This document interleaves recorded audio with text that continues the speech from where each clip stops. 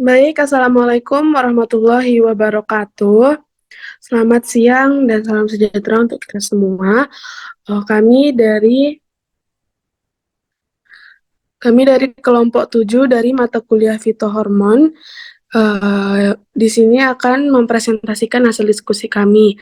Adapun kami terdiri dari yang pertama Fatina Daily dengan NIM 21031014, saya sendiri Mutiara Salsabila Warman 21031025, Salsabila Forendra dengan NIM 21031094 dan Sisri Wiguna dengan NIM 21031098. Di sini kami akan membahas mengenai yang pertama struktur hormon asam salisilat, yang kedua biosintesis atau pembentukan hormon asam salisilat, yang ketiga cara kerja hormon asam salisilat, yang keempat peranan hormon asam salisilat dalam pertumbuhan dan perkembangan tumbuhan. Yang pertama akan saya bacakan sendiri mengenai materi struktur hormon asam salisilat.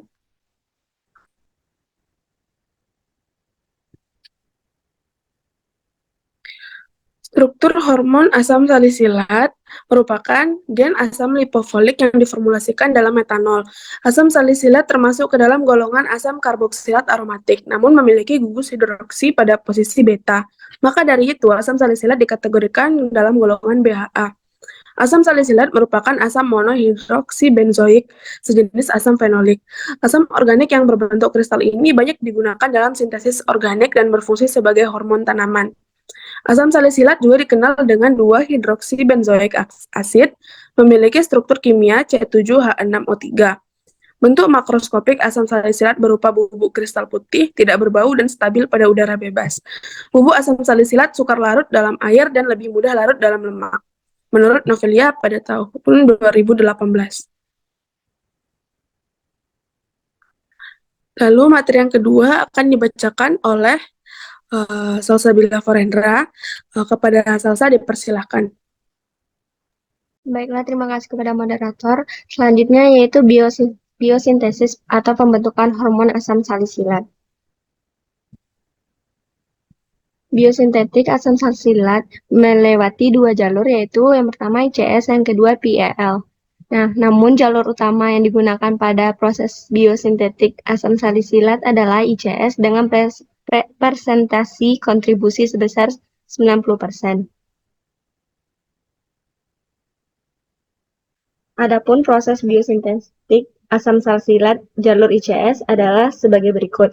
Yang pertama yaitu konversi klorismat menjadi isomernya, yaitu isoklorismat dengan bantuan enzim ICS. Lalu yang kedua yaitu setelah itu isklorismat disintesis di dalam plastida dan selanjutnya diangkut dari plastida ke sitosol dengan agen peningkatan kerentanan penyakit 5 atau EDS5. Gen ini terlokalisasi pada selubung plastid dan dikodekan untuk enzim pengangkut mate atau ekstruksi senyawa multidrug dan toksik. Nah, yang ketiga selanjutnya ICS dikonjugasikan dengan glutamat dan diubah menjadi isoklorismat 9 glutamat atau ICS GLU melalui enzim sitosolik midotransferase. Lalu yang keempat, akhirnya dekomposisi spontan ICS GLU menghasilkan asam salsilat dan 2-hidroksiakriloil N-glutamat. Baiklah, sekian dari saya kembalikan kepada moderator. Baik, terima kasih Salsa atas pembacaan materinya. Selanjutnya materi yang ketiga akan dibacakan oleh Sisri Wiguna. Kepada Sisri dipersilahkan. Baik, terima kasih moderator. Materi selanjutnya yaitu ada cara kerja hormon asam salisilat. Next. Asam salisilat akan meregulasi tanaman saat kondisi stres abiotik melalui sinyal crosstalk yang kemudian berinteraksi dengan hormon lain seperti auksin, asam absisat, dan etilen sehingga tanaman mampu toleran pada kondisi tersekam. Konsentrasi asam salisilat yang optimal dan pemberian secara eksogen menjadikan tanaman toleran terhadap jika aman kekeringan.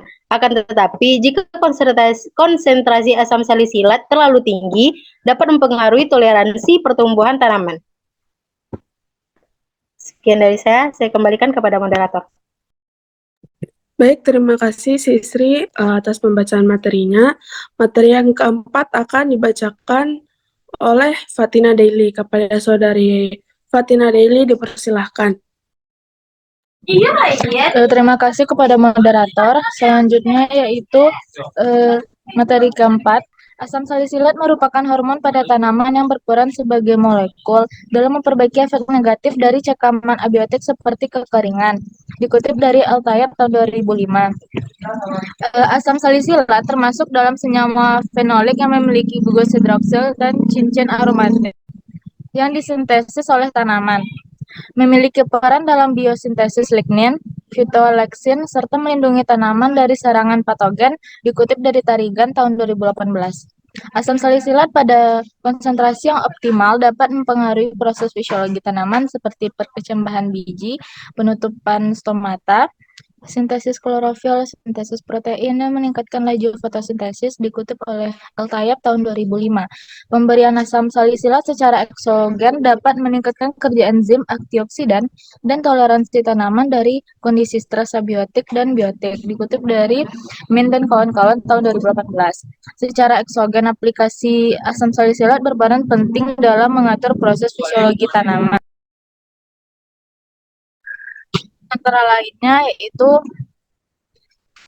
proses perkecambahan, fotosintesis, termogenesis, pembungaan, biosintesis etilen, pematangan buah, dan ketahanan terhadap penyakit yang dikutip oleh Yusuf dan kawan-kawan tahun 2008. Penyemprotan asam salisilat membuat tanaman menjadi toleran dari cekaman abiotik seperti kekeringan, logam berat, pH, salinitas, dan radiasi UV. Asam salisilat juga berperan sebagai sinyal penanda biosintesis asam salisilat yang meliputi konjugasi dan akumulasi hormon tanaman seperti hormon auksin, sitokinin, etilen, asam jemonat, dan asam absisat. Pemberian konsentrasi SA yang tepat pada tumbuhan dapat bekerja secara optimal. Dikutip oleh Dempsey tahun 2017, lalu konsentrasi asam salisilat yang terlalu tinggi dapat mengurangi toleransi tanaman terhadap kondisi stres abiotik. Dikutip dari Miura dan Tada tahun 2014. Sekian yang dapat saya sampaikan, saya kembalikan kepada moderator.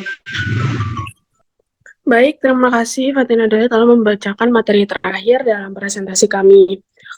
Baik, itu saja materi yang dapat kami presentasikan pada kesempatan kali ini. Kurang lebihnya kami mohon maaf. Semoga presentasi dari kami dapat bermanfaat untuk semuanya. Terima kasih. Wassalamualaikum warahmatullahi wabarakatuh.